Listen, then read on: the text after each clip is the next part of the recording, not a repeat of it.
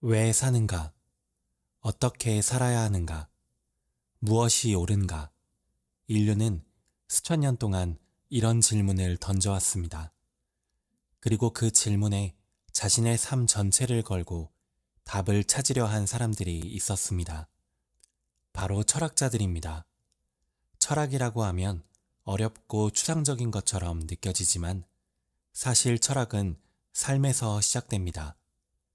한 사람이 겪은 고통, 의문, 좌절, 그리고 깨달음, 그것이 모여서 하나의 사상이 됩니다.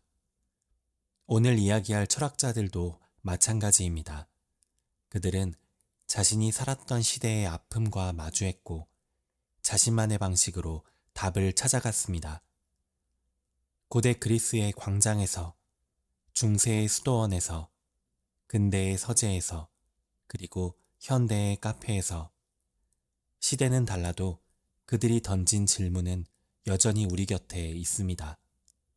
지금부터 시작되는 여정은 기원전 5세기 아테네부터 20세기까지 약 2500년의 시간을 가로지릅니다. 한 사람 한 사람의 삶을 따라가다 보면 생각이 어떻게 역사를 만들어 왔는지 보이기 시작할 것입니다. 그럼 이제 모든 것이 시작된 그곳으로 가보겠습니다. 기원전 5세기 지중해에 찬란한 햇살이 내리쬐던 아테네로 말입니다. 기원전 469년 아테네에 한 아이가 태어났습니다. 이름은 소크라테스, 아버지는 석공이었고 어머니는 산파였습니다.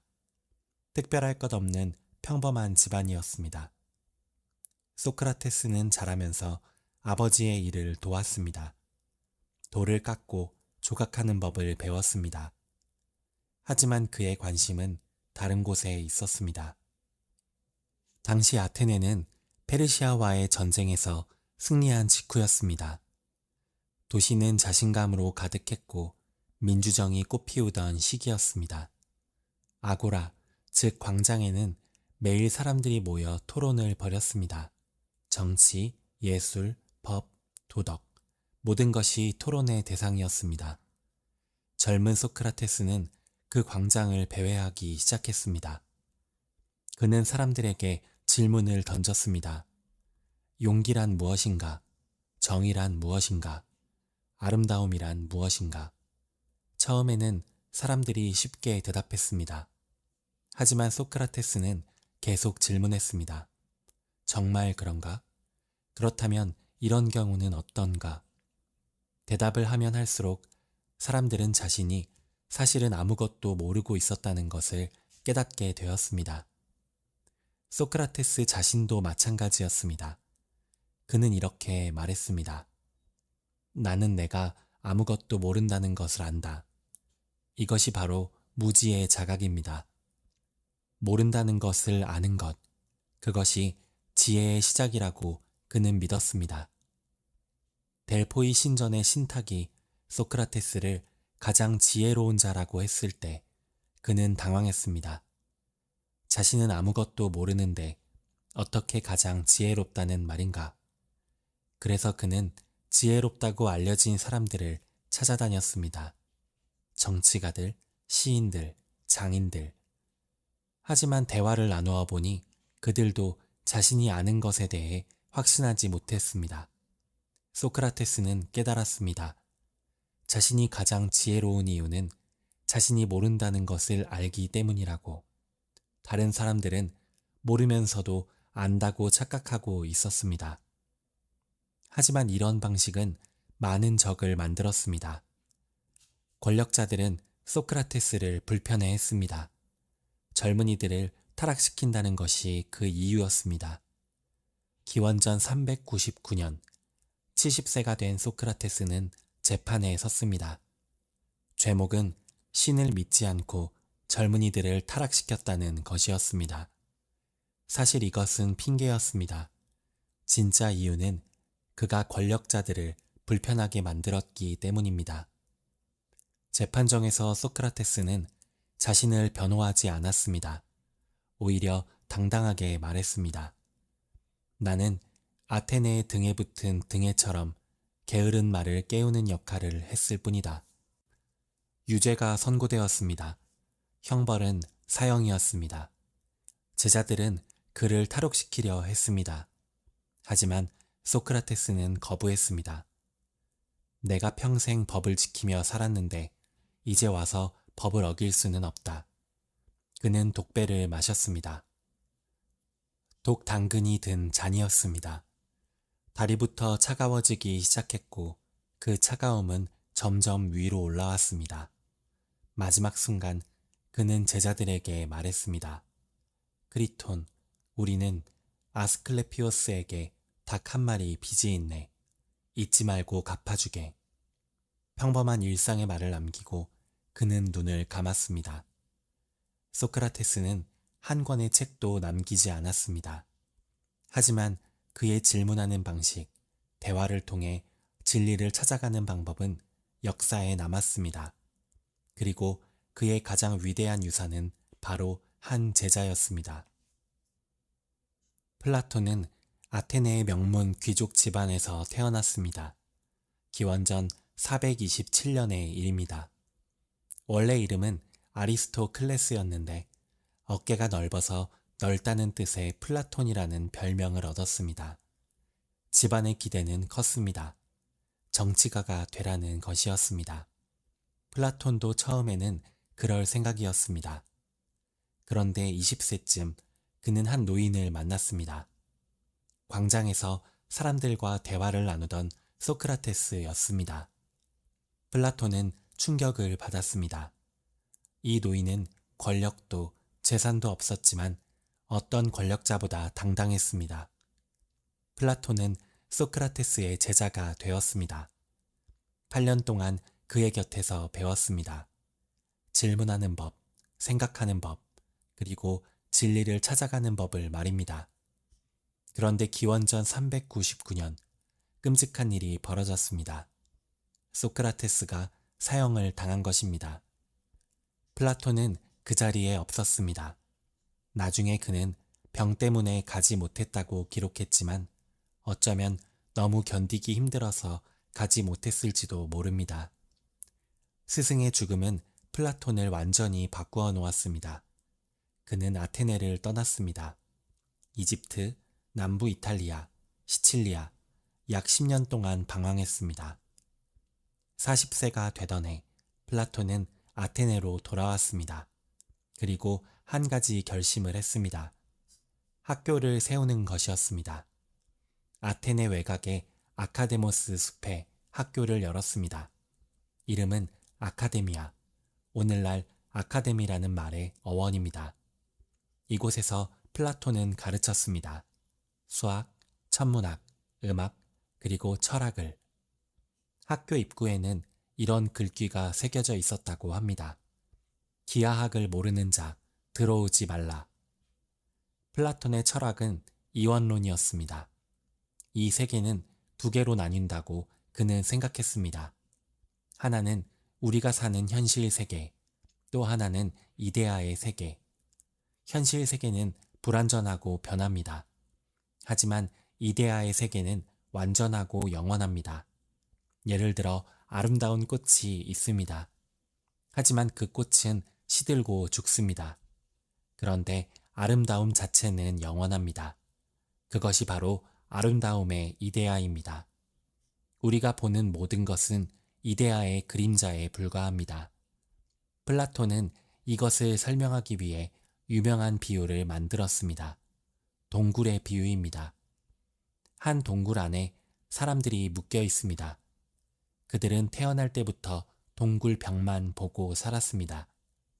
동굴 입구에서 불이 타오르고 사람들이 지나가면서 그림자가 벽에 비칩니다.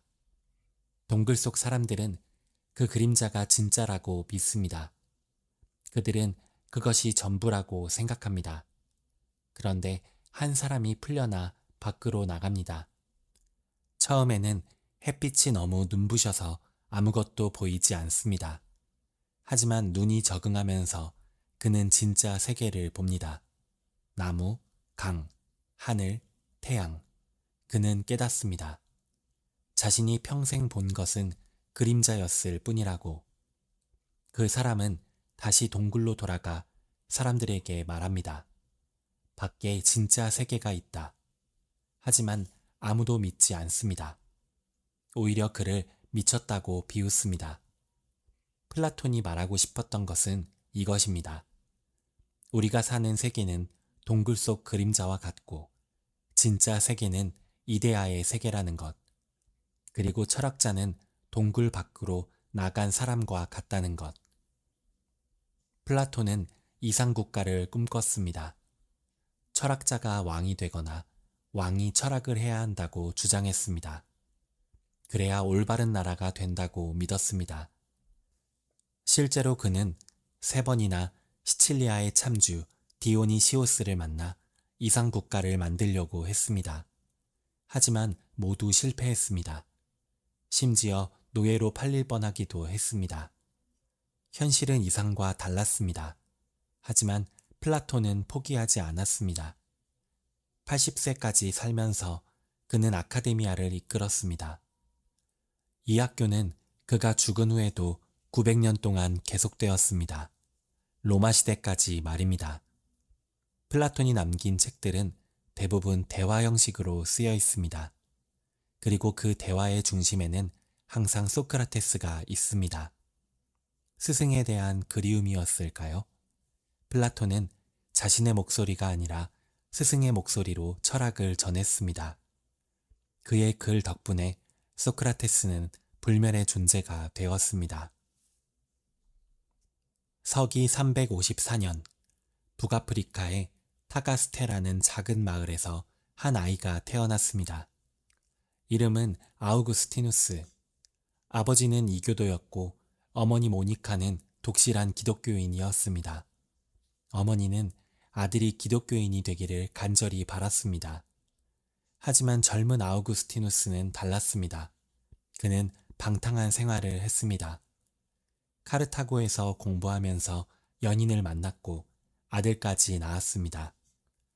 쾌락을 즐겼고 진리는 관심 밖이었습니다. 하지만 내면 깊숙한 곳에서는 무언가가 그를 불편하게 만들었습니다. 공허함이었습니다. 그는 답을 찾기 위해 마니교라는 종교에 빠졌습니다. 마니교는 세상을 선과 악, 빛과 어둠으로 나누는 종교였습니다. 9년 동안 그는 마니교 신자로 살았습니다. 하지만 시간이 갈수록 의문이 생겼습니다. 마니교의 가르침은 논리적이지 않았습니다. 아우구스티누스는 회의에 빠졌습니다. 29살이 되던 해 그는 로마로 갔습니다. 그리고 다시 밀라노로 갔습니다. 거기서 그는 암브로시우스 주교의 설교를 들었습니다. 암브로시우스는 단순히 믿음만을 강조하지 않았습니다. 그는 이성과 신앙이 함께 갈 수 있다고 말했습니다. 아우구스티누스는 흔들리기 시작했습니다. 어머니 모니카는 아들을 따라 밀라노까지 왔습니다. 매일 기도했습니다. 아들이 돌아오기를 말입니다. 그러던 어느 날 아우구스티누스는 정원에 앉아 있었습니다. 영혼의 고통이 극에 달했습니다. 언제까지 이렇게 살 것인가? 내일도? 모레도? 그때 어디선가 아이의 목소리가 들렸습니다. 집어들고 읽어라. 집어들고 읽어라. 그는 옆에 있던 성경을 집어들었습니다. 무작위로 펼쳤습니다. 로마서 13장이었습니다. 음란과 방탕, 다툼과 시기를 버리고 주 예수 그리스도로 옷 입으라. 그 순간 모든 어둠이 사라졌다고 그는 나중에 썼습니다. 32세의 나이에 그는 기독교인이 되었습니다. 그는 북아프리카로 돌아가 사제가 되었고 결국 히포의 주교가 되었습니다.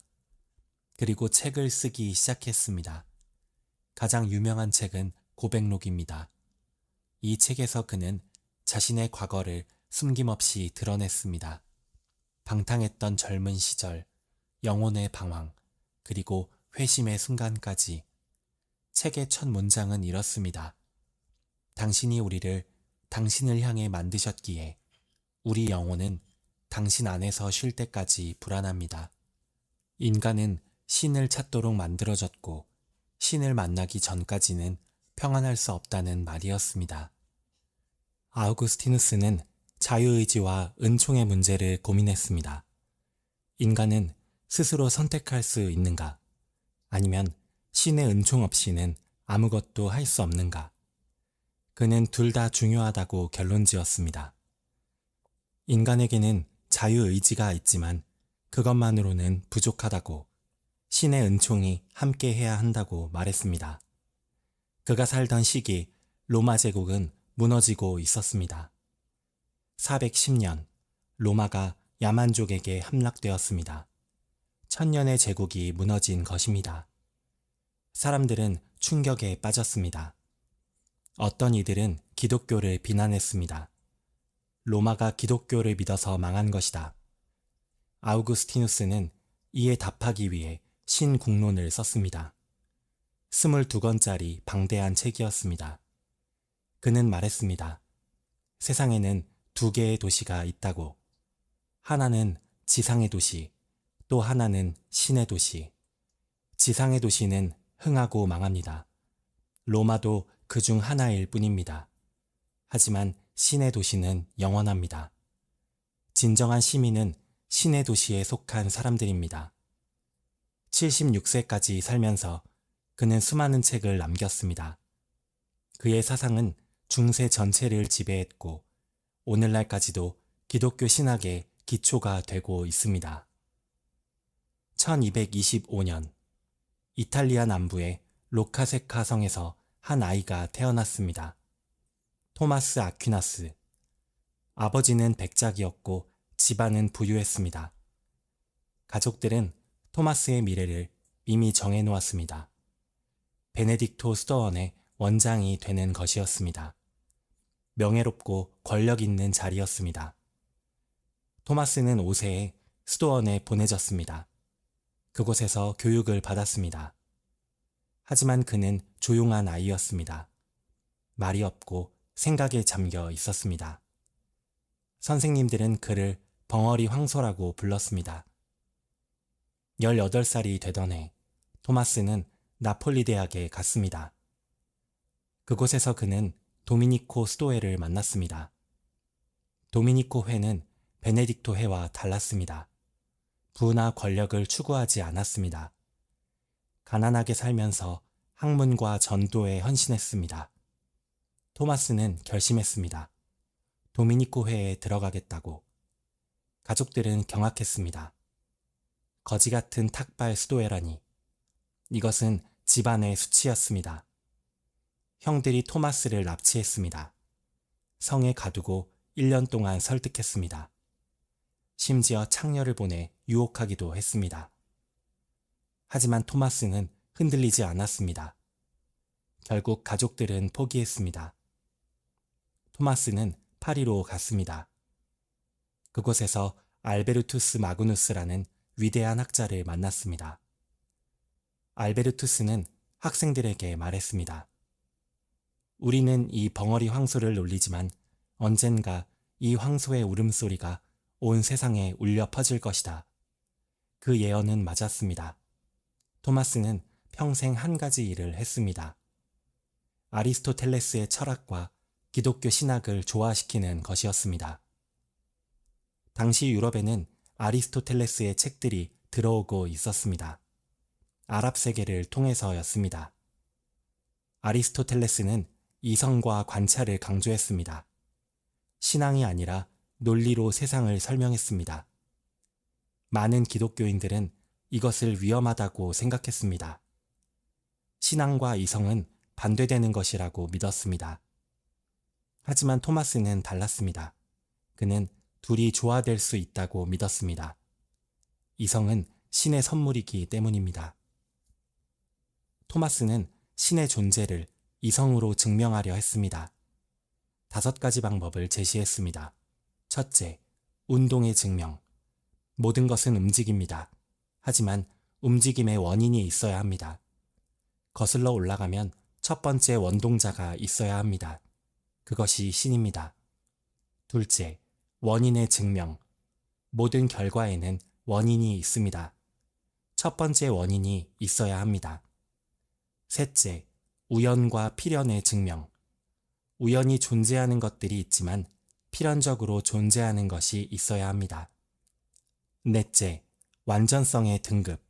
우리는 더 좋고 나쁨을 판단합니다. 이것은 완전함의 기준이 있다는 뜻입니다. 다섯째, 목적론적 증명. 세상 만물은 목적을 가지고 움직입니다. 이것을 설계한 지성이 있어야 합니다. 토마스는 방대한 책을 썼습니다. 신학대전. 3부로 이루어진 이 책은 중세 신학의 집대성이었습니다. 질문과 답변 형식으로 쓰여 있습니다. 하나의 질문을 던지고 여러 반대 의견을 제시한 후 자신의 답을 내놓고 다시 반대 의견들을 반박하는 시기였습니다. 논리적이고 체계적이었습니다. 하지만 토마스는 이 책을 완성하지 못했습니다. 1273년 미사를 드리던 중 그는 신비 체험을 했습니다. 그 후 그는 더 이상 글을 쓰지 않았습니다. 비서가 물었습니다. 왜 쓰지 않으십니까? 토마스는 대답했습니다. 내가 본 것에 비하면 내가 쓴 모든 것은 지푸라기에 불과하다. 1274년 49세의 나이로 그는 세상을 떠났습니다. 하지만 그의 사상은 살아남았습니다. 오늘날까지도 카톨릭 신학의 기초가 되고 있습니다. 그는 이성과 신앙이 대립하는 것이 아니라 서로 보완한다는 것을 보여주었습니다. 중세는 어둠의 시대가 아니었습니다. 그곳에도 빛을 찾는 사람들이 있었습니다. 1724년 프로이센의 작은 도시 퀘니히스베르크에서 한 아이가 태어났습니다. 이름은 임마누엘 칸트. 아버지는 마구 제작자였고 어머니는 독실한 신자였습니다. 집안은 가난했지만 칸트는 총명했습니다. 장학금을 받아 대학에 갔고 졸업 후에는 가정교사로 일했습니다. 31살에 대학 강사가 되었고 46세에야 정교수가 되었습니다. 늦은 출발이었습니다. 칸트의 삶은 규칙적이기로 유명했습니다. 매일 같은 시간에 일어나고 같은 시간에 산책했습니다. 그가 산책을 나서면 사람들이 시계를 맞췄다는 이야기가 있을 정도였습니다. 평생 퀘니히스베르크를 벗어난 적이 없었습니다. 결혼도 하지 않았습니다. 친구들은 그가 너무 사교적이어서 결혼하면 일을 못할까봐 독신으로 산 것이라고 농담했습니다. 외형적으로는 평범하고 단조로운 삶이었습니다. 하지만 그의 내면에서는 혁명이 일어나고 있었습니다. 46세 무렵 칸트는 장 자크 루소의 책을 읽었습니다. 그는 충격을 받았습니다. 루소는 인간의 존엄성을 강조했습니다. 가난한 사람도 배우지 못한 사람도 존엄하다고 말했습니다. 칸트는 자신의 삶을 돌아봤습니다. 그는 학자로서 교만했을지도 모릅니다. 그는 다짐했습니다. 철학은 모든 인간을 위한 것이어야 한다고. 그리고 그는 데이비드 휴미라는 영국 철학자의 책을 읽었습니다. 휴은 회의론자였습니다. 그는 우리가 알 수 있는 것은 경험뿐이라고 했습니다. 인과관계 같은 것도 사실은 우리의 습관일 뿐 확실한 것이 아니라고 주장했습니다. 칸트는 이것을 독단의 잠에서 깨워준 충격이라고 표현했습니다. 우리가 당연하다고 생각했던 것들이 사실은 확실하지 않다니. 하지만 칸트는 흉처럼 모든 것을 의심하지는 않았습니다. 대신 새로운 길을 찾기 시작했습니다. 57세가 되던 해 1781년 칸트는 순수 이성 비판을 출간했습니다. 이 책은 철학사의 혁명을 일으켰습니다. 칸트는 질문을 뒤집었습니다. 전통적으로 철학자들은 우리가 무엇을 알 수 있는가를 물었습니다. 칸트는 어떻게 알미 가능한가를 물었습니다. 그의 답은 이랬습니다. 우리는 사물 자체를 알 수 없다. 우리가 아는 것은 우리가 경험하는 방식으로 구성된 사물이다. 예를 들어 우리는 시간과 공간 속에서 사물을 경험합니다. 하지만 시간과 공간은 사물에 있는 것이 아니라 우리 마음의 형식입니다. 안경을 쓰고 세상을 보는 것과 같습니다. 안경의 색깔이 노란색이면 모든 것이 노랗게 보입니다. 시간과 공간이 우리의 안경입니다. 사물 자체가 어떤지는 알 수 없습니다. 이것을 물 자체라고 불렀습니다. 우리는 현상만 알 수 있고 물 자체는 알 수 없습니다. 그렇다면 도덕은 어떻게 가능한가? 칸트는 도덕은 이성에서 나온다고 했습니다. 그리고 그 핵심은 정언 명령입니다. 정언 명령이란 조건 없이 따라야 하는 명령입니다. 칸트는 이것을 여러 방식으로 표현했습니다. 가장 유명한 것은 이것입니다. 너의 행동 준칙이 보편적 법칙이 되기를 바랄 수 있도록 행동하라. 쉽게 말하면 모든 사람이 그렇게 했을 때도 괜찮을 행동만 하라는 뜻입니다. 거짓말을 예로 들어봅시다. 만약 모든 사람이 거짓말을 한다면 어떻게 될까요? 거짓말이라는 개념 자체가 무너집니다. 그러니 거짓말은 도덕적으로 잘못된 것입니다. 또 다른 정언 명령은 이렇습니다. 인간을 수단으로만 대하지 말고 항상 목적으로 대하라. 사람은 도구가 아닙니다. 그 자체로 존엄합니다. 이것이 칸트 윤리학의 핵심입니다. 칸트는 80세까지 살았습니다. 말년에는 건강이 나빠져 기억력을 잃었습니다. 하지만 죽기 직전까지도 규칙적인 생활을 유지했습니다. 1804년 그는 조용히 눈을 감았습니다. 그의 묘비에는 이렇게 적혀 있습니다. 내 위에 별이 빛나는 하늘과 내 안의 도덕법칙, 이 두 가지가 나를 경외심으로 가득 채운다. 칸트는 인간 이성의 힘과 한계를 동시에 보여주었습니다. 1788년 독일 단치히에서 한 아이가 태어났습니다. 아르투르 쇼펜하우어. 아버지는 부유한 상인이었고 어머니는 나중에 유명한 소설가가 되었습니다. 집안은 부유했지만 행복하지 않았습니다. 아버지는 엄격했고 어머니는 차갑고 야심적이었습니다. 쇼펜하우어는 어려서부터 세상의 어두운 면을 봤습니다. 아버지는 아들이 상인이 되기를 원했습니다. 쇼펜하우어는 원하지 않았지만 거부할 수 없었습니다. 유럽 각지를 돌며 상업을 배웠습니다.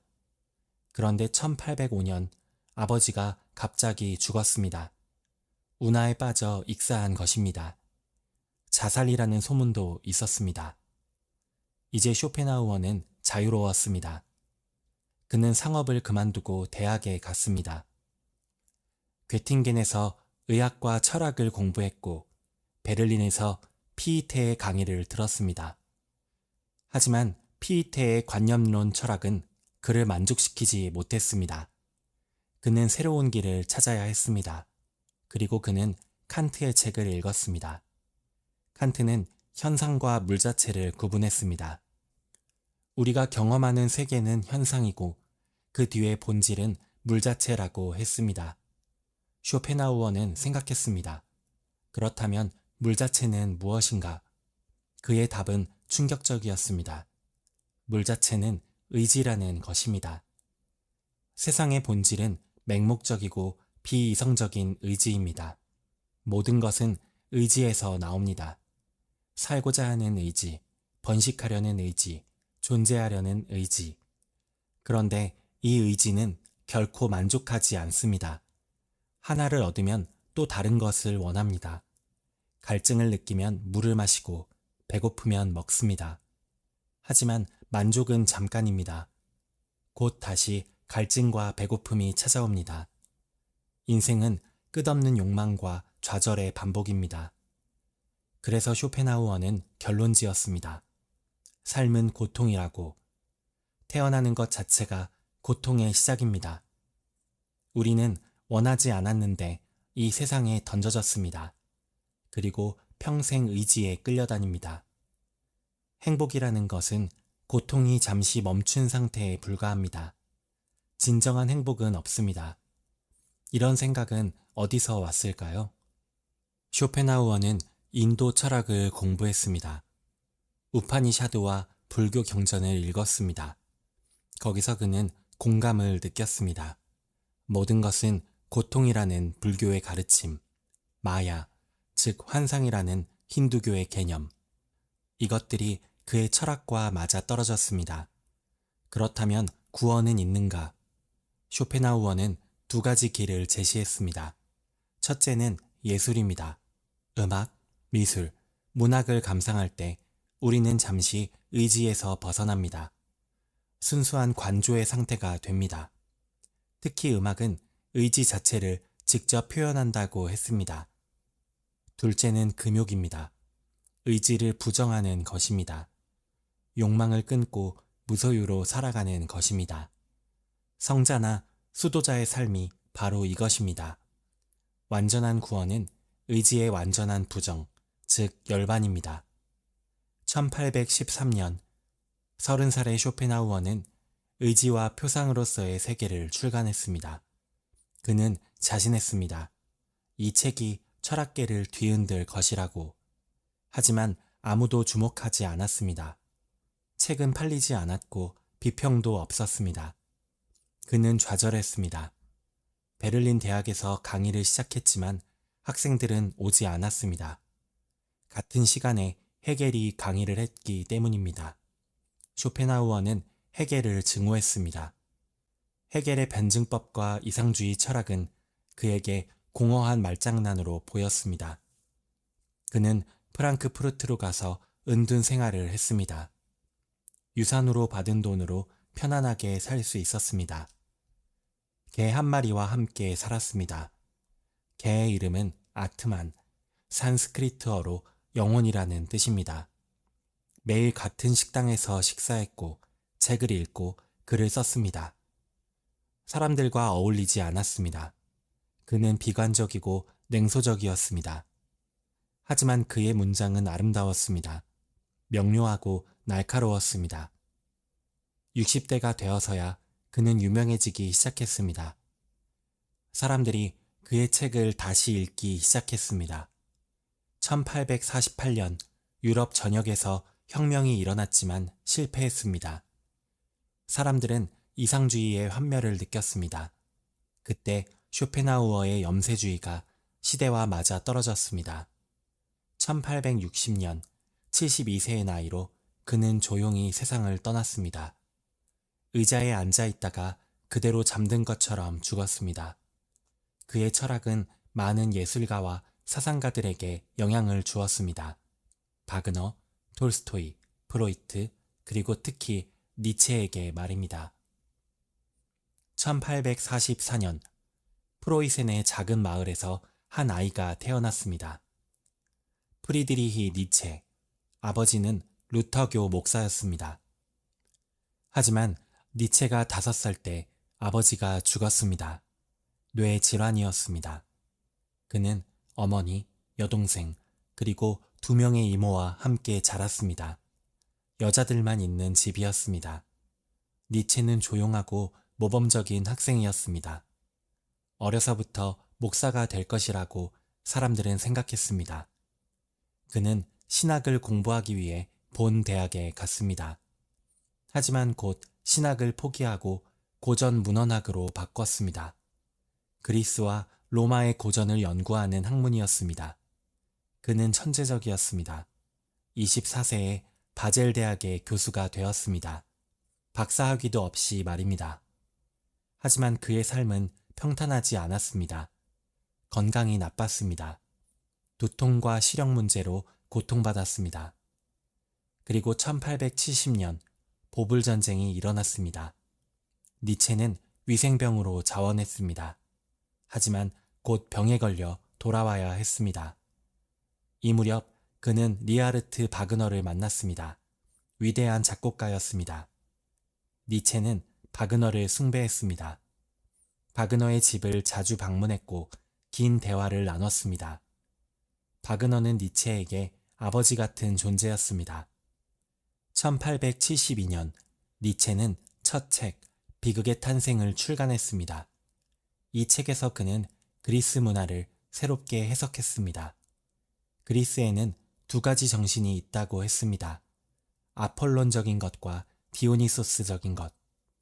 아폴론은 질서, 이성, 형식을 상징합니다. 디오니소스는 열정, 도취, 본능을 상징합니다. 그리스 비극은 이 둘의 조화였습니다. 하지만 소크라테스 이후 서양은 이성만을 강조하기 시작했다고 니체는 주장했습니다. 디오니소스적인 면을 억압했습니다. 그 결과가 무엇인가? 삶을 부정하는 문화입니다. 특히 기독교가 그렇다고 했습니다. 이 책은 논란을 일으켰습니다. 학계는 니체를 비난했습니다. 그의 학문적 경력은 손상되었습니다. 그리고 1876년 더 큰 충격이 왔습니다. 바그너가 파르지파를 작곡했습니다. 기독교적 구원을 다룬 작품이었습니다. 니체는 배신감을 느꼈습니다. 바그너가 자신의 철학을 저버렸다고 생각했습니다. 두 사람은 결별했습니다.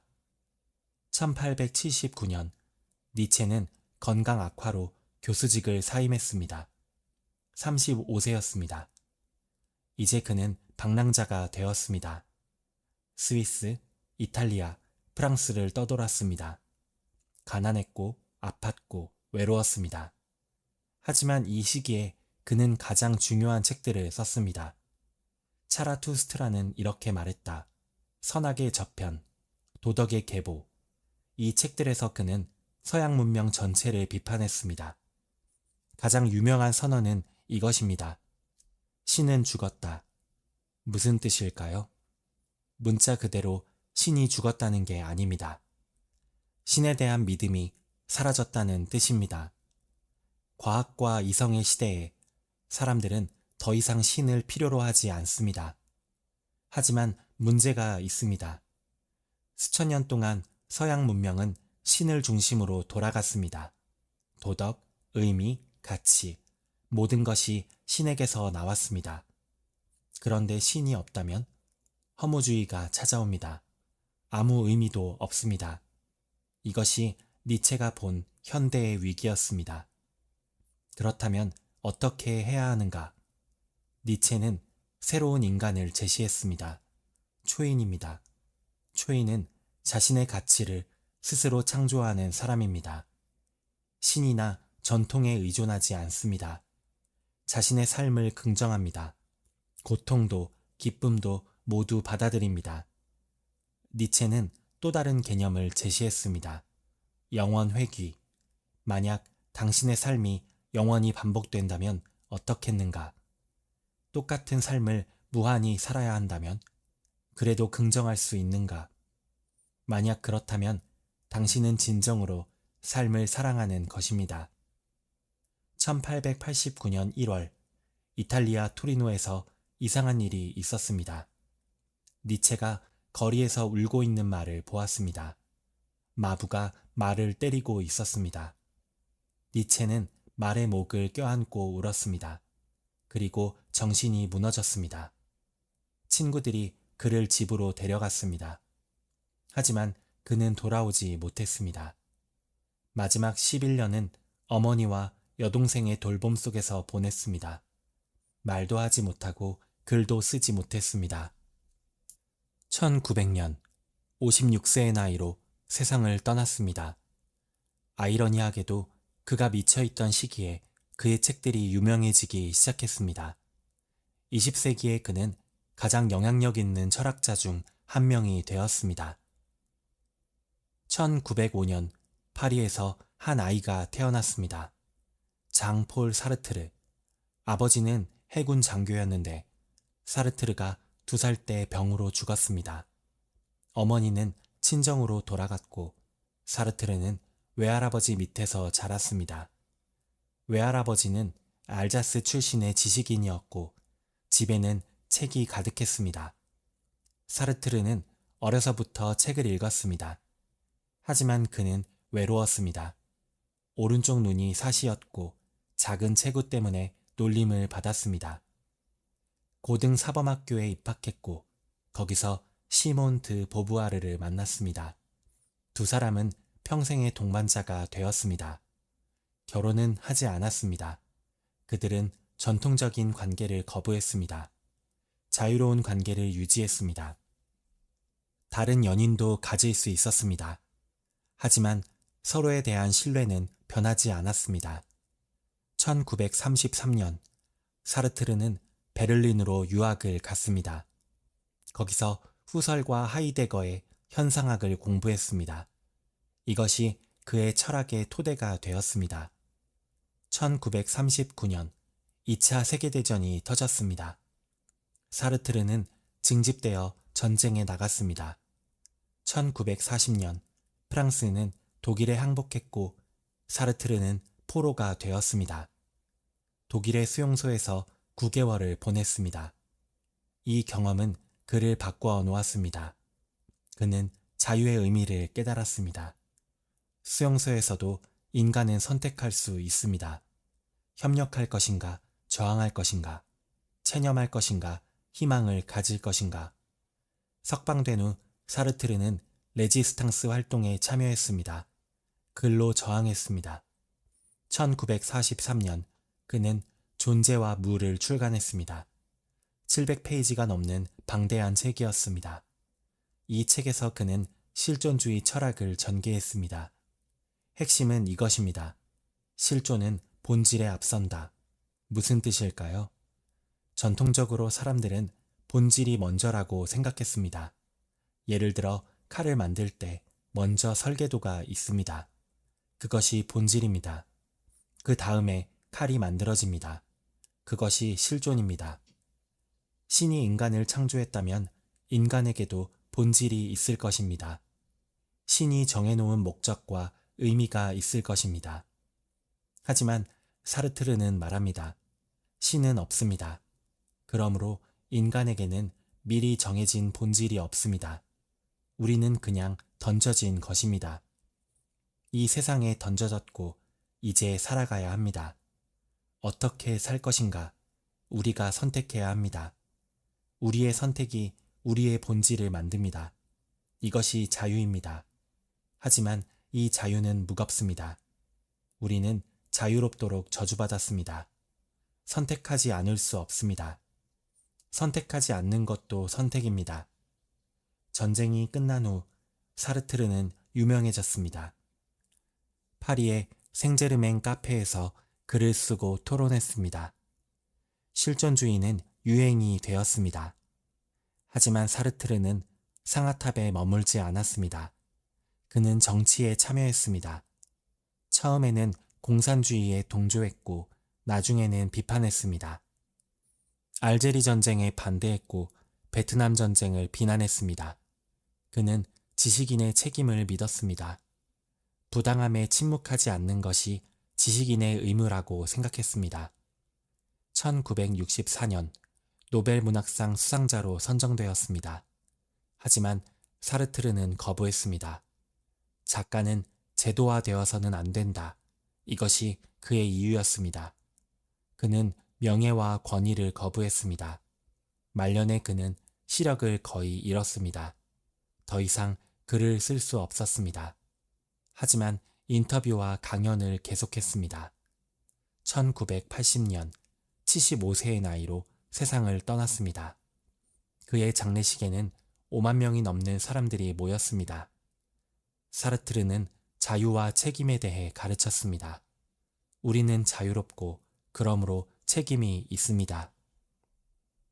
1889년 빈에서 한 아이가 태어났습니다. 루트비히 비트겐슈타인.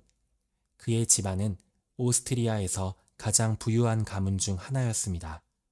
아버지는 철강 왕이었습니다.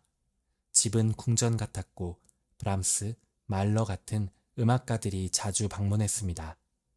하지만 이 화려한 집안에는 어두운 그림자가 있었습니다. 비트겐슈타인의 형제 중 3명이 자살했습니다. 가족 모두 예민하고 우울한 기질이 있었습니다. 비트겐슈타인은 공학을 공부하기 위해 베를린과 맨체스터로 갔습니다. 항공공학에 관심이 있었습니다. 하지만 연구를 하다가 수학의 기초에 대한 문제에 부딪혔습니다. 수학은 정말 확실한가? 그는 철학으로 방향을 바꿨습니다. 케임브리지 대학으로 가서 버틀런드 러셀을 만났습니다.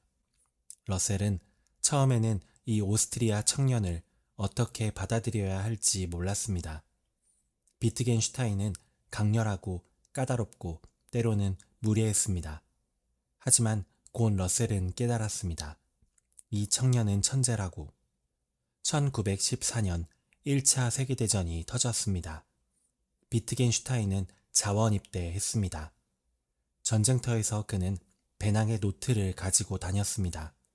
참호 속에서 행군하면서 그는 생각을 기록했습니다. 전쟁이 끝날 무렵 그는 포로가 되었습니다. 포로 수용소에서 원고를 완성했습니다. 그것이 논리 철학 논고였습니다. 이 책은 겨우 75페이지밖에 안 되는 얇은 책이었습니다. 하지만 그 안에는 엄청난 생각이 담겨 있었습니다. 비트겐슈타인은 이렇게 주장했습니다.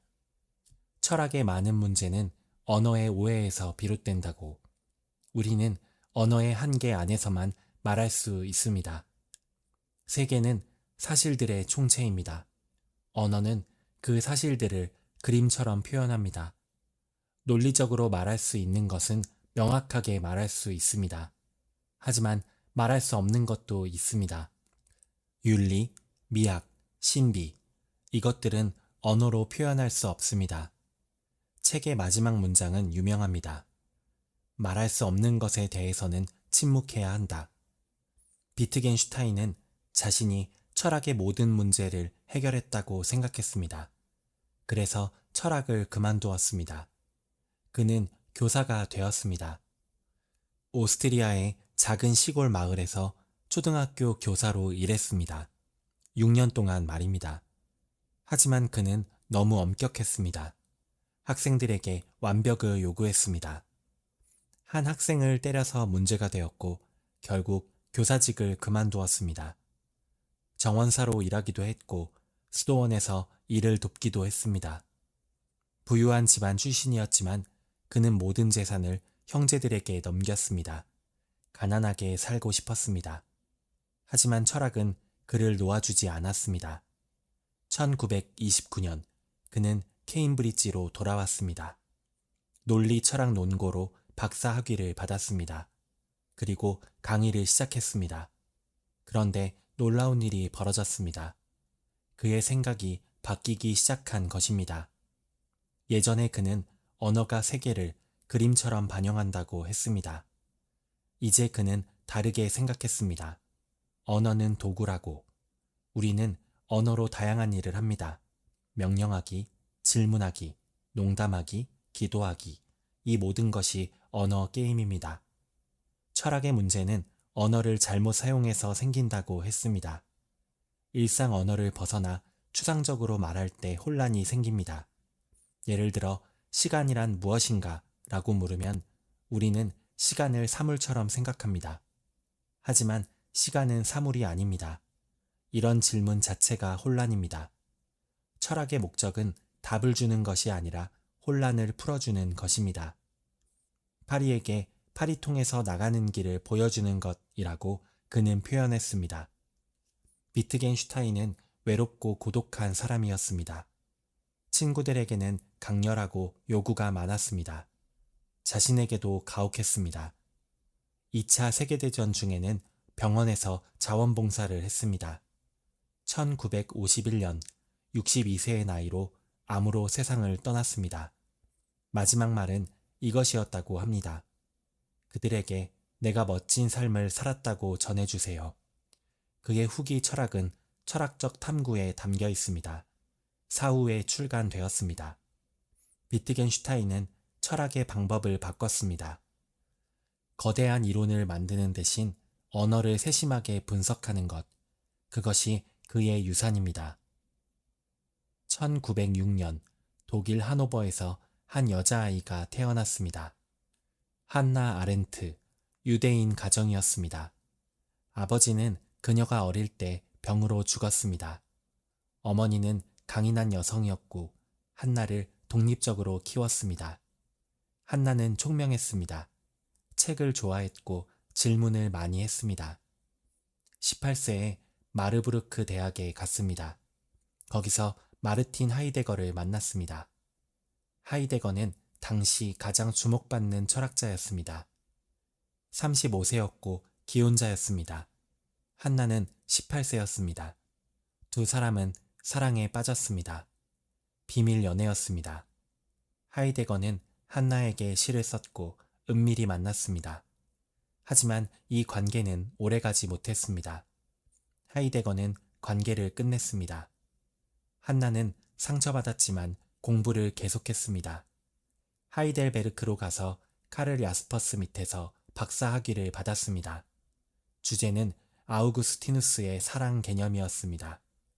1933년 히틀러가 집권했습니다. 유대인에 대한 박해가 시작되었습니다. 아렌트는 독일을 떠나야 했습니다.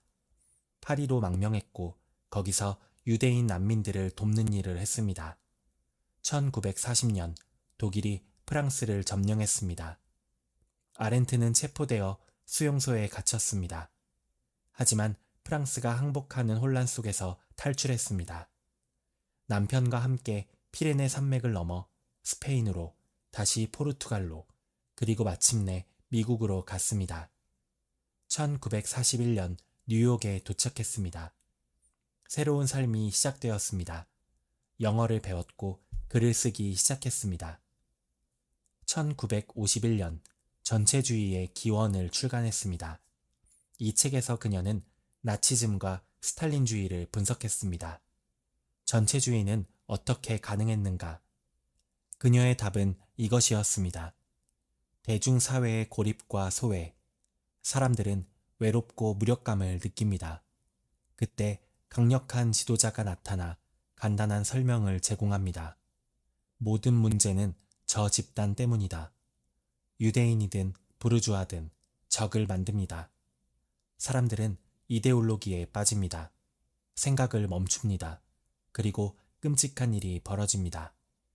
1961년 예루살렘에서 아돌프 아이히만의 재판이 열렸습니다. 아이히만은 나치의 고위관리로 수백만 유대인을 죽음의 수용소로 보낸 사람이었습니다. 아렌트는 재판을 참관하러 갔습니다. 그녀는 괴물을 기대했습니다. 하지만 법정에 앉아있는 사람은 평범해 보였습니다. 작고 대머리이고 안경을 쓴 중년 남자. 그는 변명했습니다. 나는 명령을 따랐을 뿐입니다. 나는 공무원이었습니다. 아렌트는 충격을 받았습니다. 악은 괴물이 아니었습니다. 악은 평범했습니다. 그녀는 이것을 악의 평범성이라고 불렀습니다. 아이히만은 악마가 아니었습니다. 그는 생각하지 않는 사람이었습니다. 명령을 받으면 그냥 실행했습니다. 자신이 무엇을 하는지 생각하지 않았습니다. 다른 사람의 입장에서 상상하지 않았습니다. 이것이 더 무서운 것이었습니다. 악은 특별한 괴물에게서만 나오는 것이 아닙니다. 생각을 멈춘 평범한 사람들에게서도 나옵니다. 이 글은 논란을 일으켰습니다. 많은 사람들이 그녀를 비난했습니다. 특히 유대인 공동체에서 어떻게 아이히만을 평범하다고 할 수 있는가? 하지만 아렌트는 물러서지 않았습니다. 아렌트는 정치 철학자였습니다. 그녀에게 중요한 것은 공적 영역이었습니다. 사람들이 모여 토론하고 의견을 나누고 함께 결정하는 것, 이것이 진정한 정치입니다. 전체주의는 이 공적 영역을 파괴합니다. 사람들을 고립시키고 침묵하게 만듭니다. 자유는 혼자 있는 것이 아닙니다. 자유는 다른 사람들과 함께 행동하는 것입니다. 1975년 69세의 나이로 갑자기 세상을 떠났습니다. 심장마비였습니다. 그녀의 책상에는 미완성 원고가 놓여 있었습니다. 정신의 삶이라는 책이었습니다. 생각하기, 의지하기, 판단하기에 대한 책이었습니다. 특히 판단에 대해 쓰고 싶어 했습니다. 어떻게 옳고 그름을 판단할 것인가. 하지만 그 부분은 완성하지 못했습니다. 기원전 5세기 아테네의 광장에서 시작된 여정이 20세기 예루살렘의 법정까지 이어졌습니다. 2500년의 시간 동안 철학자들은 쉬지 않고 질문을 던졌습니다. 그들이 던진 질문은 시대마다 달랐습니다. 소크라테스는 좋은 삶이란 무엇인가를 물었고, 아우구스티누스는 신과 인간은 어떻게 만나는가를 물었습니다. 칸트는 우리가 알 수 있는 것은 무엇인가를 물었고, 니체는 신 없이 어떻게 살 것인가를 물었습니다. 사르트르는 자유는 무엇인가를 물었고, 아렌트는 악은 어디서 오는가를 물었습니다. 하지만 이 다양한 질문들 사이에는 공통점이 있습니다. 그들은 모두 자신이 살던 시대의 문제와 씨름했습니다. 철학은 책상 위에 추상적 놀이가 아니었습니다. 철학은 삶에서 나왔습니다. 소크라테스는 아테네 민주정의 위기를 보았고, 아우구스티누스는 로마 제국의 몰락을 경험했습니다. 칸트는 계몽주의 시대를 살았고, 니체는 신의 죽음 이후를 예견했습니다. 사르트르는 전쟁의 참혹함을 겪었고, 아렌트는 전체주의의 공포를 피해 망명했습니다. 그들의 철학은 그들 삶의 증언이었습니다. 그리고 그들은 답을 찾으려 했습니다. 때로는 확신에 차서, 때로는 회의하면서. 플라톤은 이데아의 세계를 꿈꿨고, 쇼펜하우어는 의지의 부정을 말했습니다. 비트겐슈타인은 침묵의 가치를 강조했고, 사르트르는 선택의 무게를 느꼈습니다. 그들의 답은 모두 달랐습니다. 어떤 답은 우리를 위로하고, 어떤 답은 우리를 불편하게 만듭니다. 하지만 그것이 철학의 힘입니다. 철학은 쉬운 위로를 주지 않습니다. 대신 생각하게 만듭니다. 오늘날 우리도 질문 앞에 서 있습니다. 기술이 발전하면서 새로운 윤리적 문제들이 생겨납니다. 인공지능, 유전자 편집, 기후변화, 이런 문제들 앞에서 우리는 어떻게 판단해야 할까요? 과거의 철학자들이 준 답을 그대로 적용할 수는 없습니다. 시대가 다르기 때문입니다. 하지만 그들이 질문하는 방식, 생각하는 태도는 여전히 유효합니다. 소크라테스처럼 우리의 무지를 자각하고, 칸트처럼 이성의 한계를 인정하고, 아렌트처럼 생각을 멈추지 않는 것, 그것이 우리가 배울 수 있는 것입니다. 철학자들의 삶을 보면 알 수 있습니다. 생각한다는 것은 쉽지 않습니다.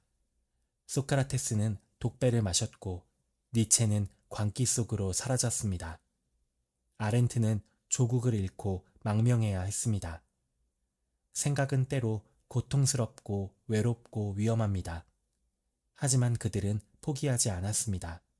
왜냐하면 생각하는 것이 인간을 인간답게 만들기 때문입니다. 아렌트의 말처럼 생각을 멈추는 순간 우리는 악의 평범성에 빠질 수 있습니다. 긴 여정이었습니다. 고대 그리스의 햇살 아래서, 중세 수도원의 촛불 곁에서, 근대 서재의 고독 속에서, 현대 도시의 카페에서 철학자들은 생각했습니다. 그들이 남긴 것은 완성된 답이 아니라 질문하는 방법입니다. 그리고 그 질문은 오늘도 계속됩니다. 우리 각자의 삶 속에서 말입니다. 어떻게 살 것인가? 무엇이 옳은가? 무엇이 의미 있는가? 이 질문들과 함께 오늘 밤도 깊어갑니다. 편안한 밤 되시기 바랍니다.